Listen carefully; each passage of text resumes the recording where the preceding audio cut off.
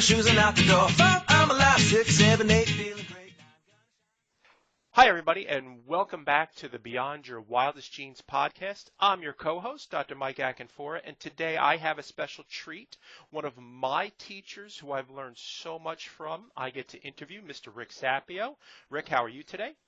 I am perfect. Thanks for having me, Michael. That's wonderful. Let me just read you Rick's bio because this is amazing. Rick is a lifelong entrepreneur who started his first business, a bicycle repair shop that was in New Jersey, after the death of his father when he was just 13 years old.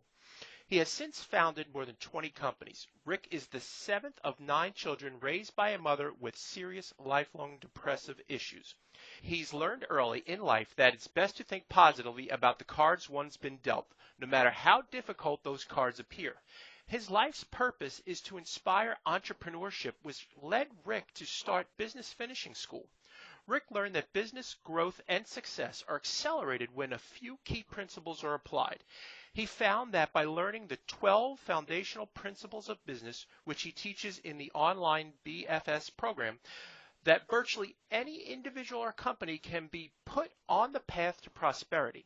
He created these principles to help successful people become more grounded and focused in their business and personal lives. He also founded the nonprofit A Billion Entrepreneurs. Abe motivates people to seek the freedom associated with living a purposeful life. His dream is to motivate people to learn and grow as passionate entrepreneurs regardless of their age, their starting point, or their current position. For the past 22 years, Rick has been the founder and CEO of Financial Holding Company. He is proud of being the co-founder and 5-time chairman of the Gathering of Titans program, an annual CEO-only event held at the MIT campus in Boston. He graduated from Rutgers University with a degree in engineering. Rick resides in Dallas with his wife, Melissa, and their 4 children. Rick, how are you?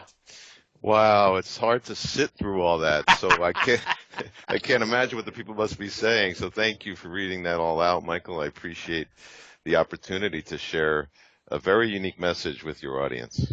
So the first question that we open up our show with is tell us about yourself. Tell us your journey. We touched on it a little bit in your bio, but let's get down and dirty and go deep into this. Yeah, I find it interesting when I think about parents, because I have 4 kids and many of us listening have kids, is we want to put pillows around our children. We want to make sure if they fall, there's a pillow there to protect them. We want to be helicopter parents. We want to talk to teachers. We want to do all of that. And I want all of you to imagine that being one of 9 kids and losing both your parents and having nobody to protect us. And we're living very close to New York City. I was born in 1963, so you can imagine the elements I saw in the 70s.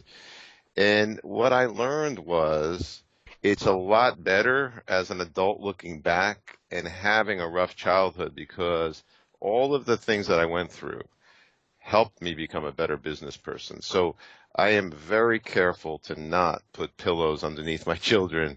I let them fail. I think failure is one of the best muscles that any of us could practice with. There's a great story that Sarah Blakey, the founder of Spank, says. She said her father would ask her at the dinner table, "What did you fail at today?" Because the more you fail and learn how to fail well, the more successful you'll be. And she's a billionaire now. So I was very, very fortunate in my teens to meet a mentor who convinced me to get an engineering degree. And at the time, my dream was to be a mechanic because I loved working on cars and making money as a teenager. And he set my sights on becoming an engineer because I was good at math in high school. And fortunately, very, very fortunately, I was given a scholarship to attend Rutgers University, and I graduated in 1987 with a degree in engineering. And the good thing about that degree was it enabled me to really pursue any path because of the rigor of the program. So I pursued Wall Street. I thought about getting an MBA. I thought about starting a small business. But anyway, I pursued Wall Street, and as luck would have it, I worked for a small company that researched and did turnarounds of ailing businesses. So for a 5-year period, I was in and out of hundreds of businesses, both doing due diligence and working with the team to acquire them. So I got to see literally hundreds and hundreds of different opportunities. And it really had my brain reset around what makes good businesses work and what makes bad businesses fail. And there's one statement that I love that I repeat over and over, and I think Bill Gates originally said it, and he said, great companies are nothing more than a series of good habits and rituals, and bad companies are nothing more than no habits and rituals. And it's so funny to watch small companies because you've got the owner at the center of the the ring, and they got their Superman cape on, and they're like, bring it on, and nobody knows what's going on, and the owner has, all the stuff in their head, and they know who's free, and that's my brother-in-law, he's free, you don't have to charge him for that, and they're running around, fighting fires all day long. So it's just something I noticed in my 20s. When I was 30, I decided to take a small payout, and I started a holding company, which is the same company I have now 22 years later. And what we've done in the last 30 years, in the last 22 years since I was 30, is we have evaluated businesses to buy or invest in. We've looked at thousands. We've invested in 111 companies, both directly and through funds that we have an interest in as a general partner. So through my 20s and then through the last 2 decades, I have touched and seen through really a career path that has given me the opportunity to get involved in many businesses. I've seen it all. And also in my own business, on my own entrepreneurial journey, I've learned a lot. So what I want to teach you, Michael, and your listeners is you don't have to repeat the same mistakes I made. And you've heard me say this quote, I'm sure. People generally don't make the same mistakes twice. They usually make them 15 or 20 times. And I'm not sure why. So I really, really passionately, with every fiber of my being, I want people to have simplicity, probability, leverage, and success in their business and personal life. And I feel like that's what I was put on this earth to do. And so I want to share that for the next 30 minutes or so, however long the call is, with you and your listeners. That's brilliant. And I've got to tell you, there are so many directions we could talk about. The concepts that you taught me, I want to share with our audience. So we could do a number of things today. We could talk about values-based decision making. We could talk about management by objectives or rhythms. These were revolutionary for me when we first met 5 years ago. These were things that were completely foreign to me. But for our audience today, I think for me, the biggest principle that I learned was about the Doorman Principle. Can you expound upon that for us? Of course. So one of the things I've learned being the seventh in line in my family and watching my brothers and sisters, I watched who they hung out with, who they lived with in college and afterwards, who they married, who they dated, what businesses they started, what career choices that they made. I watched my parents, and I am an observer first and foremost. I really am. And what I learned in watching these people is when you have a good outcome in life, it's because you had consciously thought about what your values are. Let me give you an example. If my values are that I want to have a stable wife who is religious, who likes to cook, and who works out all the time, I probably would be better served if I didn't date women who were married 5 times or who came from a really rough family background or who were addicted to drugs, as an example. As an example. As an example. So in watching this and in looking at my family, again, from an observer's perspective, I came up with a principle early in life, and I call it the Doorman Principle. And here's how it goes. And by the way, while I'm explaining this, I bet you there's some people saying, wait a minute, what did he just say about women? This is not about women. This is about how we make decisions in life. And here's the Doorman Principle. If you could, anybody listening, you can make a list of the values of the absolute perfect employee for your company. And you made that list of values. They're prompt, they're responsive, They have a college degree, so they're studious. They're very good on the phone, so they've got an outgoing personality, whatever it is. And you only hired people into your business that completely aligned with your values. Then I promise you the odds of them being successful will be far higher.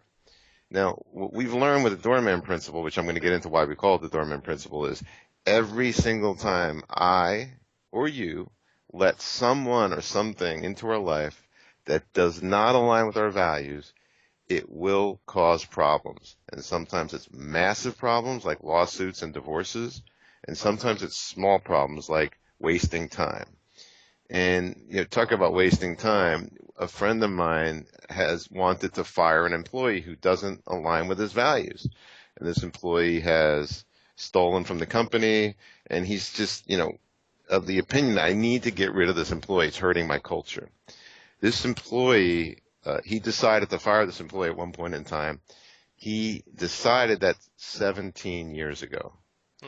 And so my definition of eternity is the distance of time between when you know you should make a decision, like fire somebody, and when you actually do it. That's eternity. Brilliant. So this person, a very close friend of mine, has been living in this hell called not willing to honor his values for 17 years. So the Doorman Principle is named that because I want everyone to imagine in their mind's eye that your life is a room. And there's only one door into that room. And when somebody gets through the door of that room into your life, they are with you forever. So business decisions are with you forever. Relationships are with you forever. They just are. It's just how our molecules are. It's how our memory banks are. So we have an imaginary doorman. I have one in my mind's eye that has a list of my values in their hand. And I say to that imaginary doorman, do not let anybody in my life or in my business that doesn't completely align with my values. Because I know that when I let somebody pass that doorman that doesn't align, I pay. I've paid with lawsuits. I've paid with theft. I've paid with sleepless nights. I have paid with huge losses of money. So I've learned the hard way through thick and thin that my life is better, my company is better, my family is better. Our relationship, mine and yours, Michael, because you're in the community now, is better when I honor my values. And even being on this call with you, I had to look at my values. Does it fit? Yes, it fits. It aligns with my purpose, which is to inspire entrepreneurship. It aligns with the business purpose, which is we exist to inspire entrepreneurship through implementing proven systems for business growth. It aligns with the community, and when I think about that, why did we set up this community? Because we want to wake people up to their full business potential. So it aligns.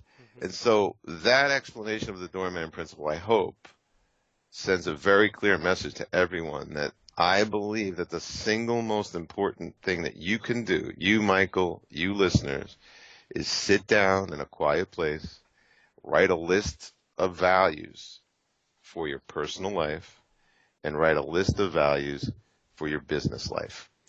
And don't let people and things into that life or into that business that don't align. And I can just read you some that come to mind that's to wake up your memory banks on this. And these are my personal values. My number one value among all my values, I have 11 actually. My number one is simplicity. And what that means to me is I enjoy keeping all aspects of my life as simple as possible. I work to keep the moving parts in my life extremely low. I enjoy keeping debts low and my life simple. I severely limit social media, time on smartphones, long commutes, poor relationship choices, excessive computer time, et cetera, et cetera. Now, one would say, well, isn't your family more important than simplicity? I say, my family is very important. But it's not more important than simplicity, because if I can keep a simple life, then I can be more present to my family. So my second value is family. My third value is powerful relationships and teamwork. And I can go on, but you get the point. Yep. So it's good to have a list of values, but a primary value that drives everything else. Brilliant. Brilliant, brilliant, brilliant. My values, first is health. I think that is important. Second is family, and third is education and learning. That is what I'm passionate about as well. So let's talk about what makes this principle. You touched on it a little bit. What's make this principle so impactful? Well, it leverages time. So let's back up a step and talk about three operating principles for any business Okay. that we espouse. And, again, if you're on this call and you want more success and you want more free time and you want more income, then listen attentively right now. If you don't want that because you're too busy, then obviously you're not going to listen anyway. So maybe I shouldn't have even said that. But the fact of the matter is, we believe in these three operating principles of businesses. One is simplicity, two is probability, and three is leverage. Simplicity is what I explained in my values, keeping everything simple. We live in a world of total and complete chaos and access. People have access to us at all times. It's up to us to be the gatekeeper and keep things simple. Keep our business plans simple, keep our relationships simple, cut out all the chaos. The second thing is probability. I believe that every business decision that you make, Michael, or any of the hundreds of thousands of people that listen to this, I believe that every business decision needs to be made with this lens on. Is this decision going to increase the probability that I am building a growing, profitable, enduring, saleable business? Because probability is the name of the game. Don't you really want to work for 5 or 10 or 15 years and then sell something for a lot of money? Or do you want to do what 97% of business owners do? They work for a long period of time and then they just walk away because they can't sell it. They didn't increase the probability of creating a growing, profitable, enduring, saleable business. And then the last thing is leverage. You want to do this because you want leverage. And to me, the definition of leverage is doing things through other people and other entities. And if your values are completely solid, think about the biggest companies you know that all started with one person with an idea. Apple Computer. Steve Jobs had an idea. Everyone on this call could be just like Steve Jobs. Steve was radically committed to his values. Southwest Airlines, another one. We hear it all the time. Herb Kelleher was radically committed to his values, and customers knew what they stood for, and hence, massive company was developed, starting with one person. So that's why it's important. Brilliant. Tell me about Business Finishing School. This is the school that I went through. Tell my audience a little more about it. All right. Well, thanks for asking that, Michael. Yeah. We decided to take all these principles that we have baked into the culture of our business and put them into a program, because people kept calling me and interviewing me and asking me. And I said, let me just put it in a program. We created video modules. We created workbooks. We created a twice-a-year boot camp.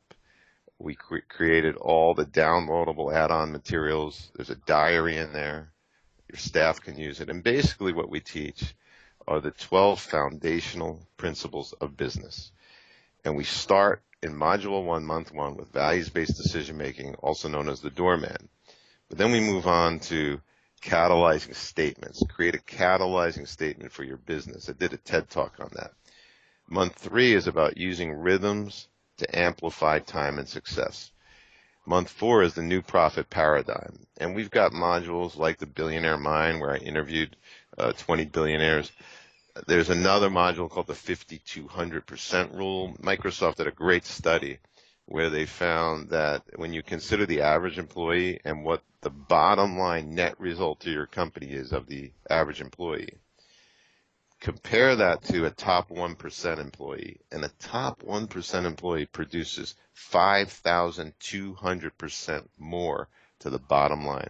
Don't you want to find those 5,200 percenters? So we did a module on that. So what we're trying to get people to realize is if they incorporate foundational principles of business into their business and life, they're going to have, by default, simplicity, probability, and leverage. Now, I don't have to know anything about you, Michael, but I know if you learn these 12 principles, you probably have more simplicity, probability, and leverage in your life. Is that true? Absolutely. Okay. And it's almost like learning a language. Here's the funny thing, and you may have heard me say this at boot camp. If you want to learn French, is it best to take a course in high school for a year and you're done.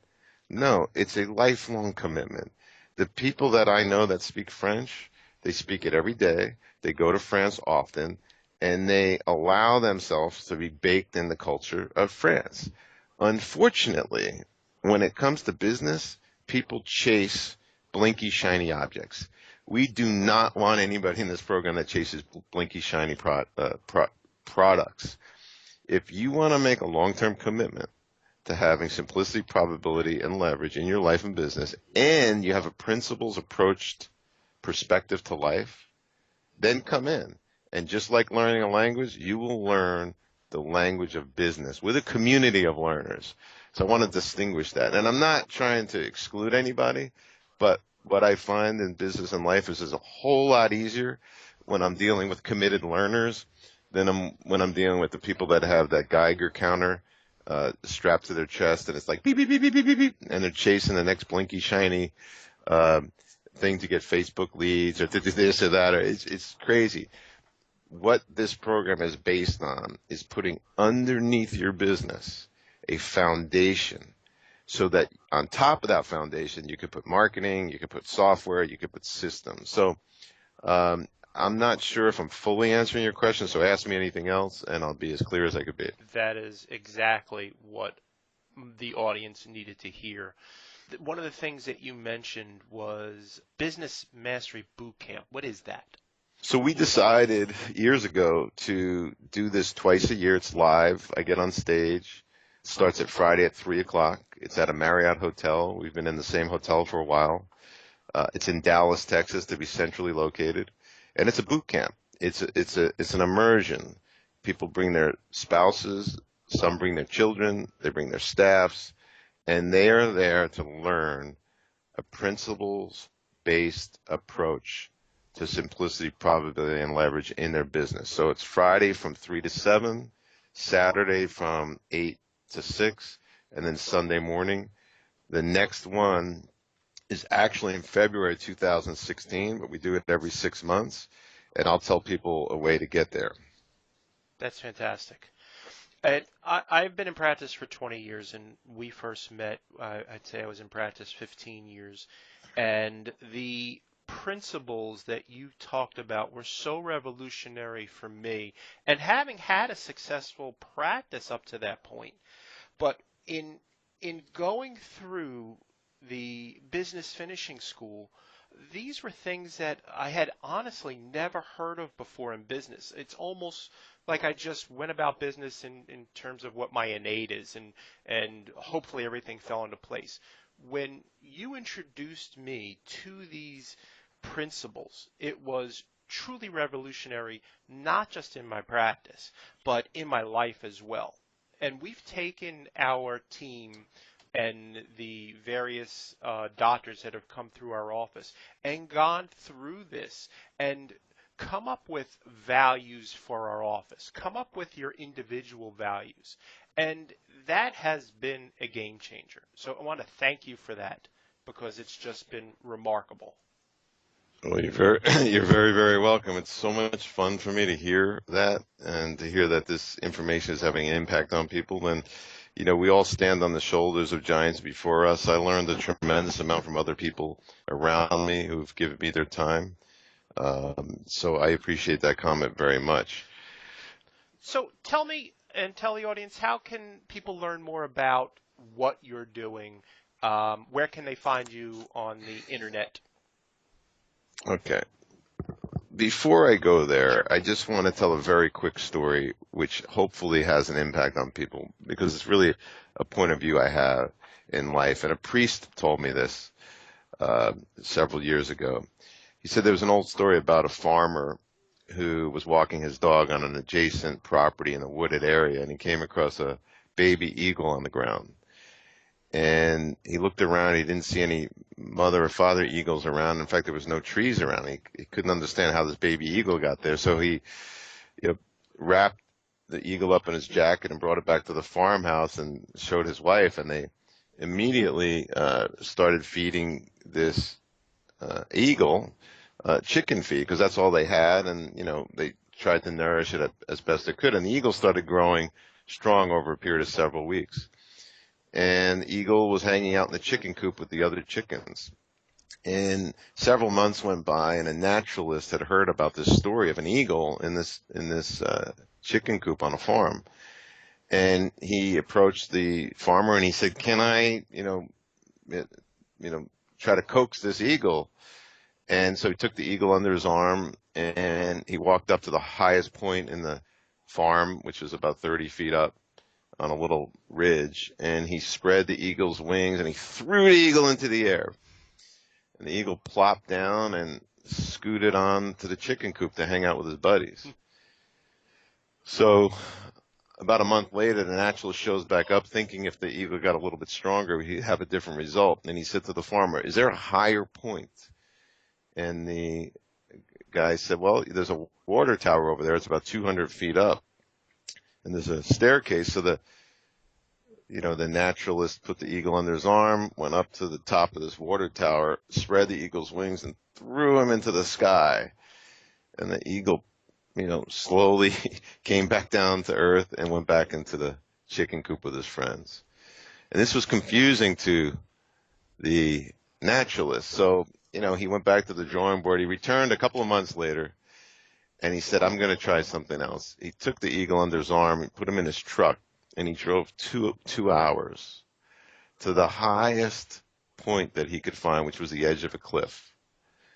He spread the eagle's wings, threw the eagle into the sky, and the eagle soared bright blue sky directly into the sun. And the point of that story is this. Every single listener, in fact, every single human being on the face of the earth, is meant to honor their purpose. But as long as they are spending time with chickens, with people that are holding them down, in the wrong situation, with the wrong values, with the wrong objectives, they are going to stay there. They have got to change their environment, change their thinking, and honor their God-given purpose. That's what I truly believe. And every single day that goes by, that any one of us does not honor our values and our purpose, I feel that in some way, shape, or form, they are ripping off the world, because the world needs us to be on purpose. The world needs us to honor our values. And that's how strongly I feel about that. So I wanted to say that as it relates to coming to the program and learning all of these 48 principles firsthand, and obviously we can't teach all 48 at boot camp, but this will be our 10th boot camp. I'm excited, coming up in February. All they have to do is go to www.dallasbmi.com, and it stands for Business Mastery Intensive. Again, it's dallasbmi.com. And if you write this promo code down, Michael, or anybody who writes it, Yep. we'll give you $100 off the ticket. Fantastic. And it's BFS 100. That's B as boy, B as in business, F as in finishing, and S as in school. BFS 100 is the promo code. Now, in addition to that, if you don't want to come to a boot camp, I get it. You just want to join the program. We don't do this often, and I don't do a lot of calls like this, to be honest with you, but you've been through the program, and Ashley and I want to support you. And the Center for Epigenetic Expression, that's a really cool name. And by the way, when we were preparing for this call, I thought, wouldn't it be cool to have a catalyzing statement for your center as curing the world? There we go. I just love the ring of that. Anyway, if you want to just get into the program, you can do it for $10, just $10. And we don't do that often. And all you have to do, if you want to do that, is www.joinbfs.com. It's $10 for the first month. It's a 60-day money-back guarantee if you want your $10 back. But the way it works is it's $229 a month after that. You get all the materials, you get all the access, you get in the community, you get the Facebook page, you get a monthly call live from me every month where we go through modules. So we think it's worth a lot more than $229 a month, and certainly a lot more than $10 for your first month with this special offer. So I think I answered your question there, Michael. Did I leave anything out? I think you hit it all. I appreciate you making that very generous offer. And I will tell people, this was one of the best business decisions. This was one of the best business decisions I've ever made. So I would highly encourage people to take Rick up on this generous offer. So do you have any parting words for the audience? Yeah, I do. Why do human beings, and I can't figure it out, it's a question for me and for all of us, why do we make things more difficult than they have to be in life and in business? I want you to consider that if you can be the manager of the things that get into your life right now and make a decision. I'm not going to spend time on Facebook. I'm going to put the cell phone away. I'm going to get present to the important relationships in my life. I'm going to go on date night every Monday night at 7:30 with my spouse. I'm going to meet my key employee for lunch once a week. Just doing the simple things and stopping the chaos could help you have simplicity, probability, and leverage. And I really, really hope you take me up on the offer to join the program, to come to boot camp. There's no obligation to join the boat program. If you just want to come to boot camp, it's very inexpensive. But I really hope that you decide to join the community of learners called Business Finishing School. Thank you, Michael, and thank you all for listening. Rick, thanks so much. If you guys like what you hear today, please tell your friends and family. You can find us again at Beyond Your Wildest Dreams podcast on iTunes. And everyone have a fantastic day. Ciao.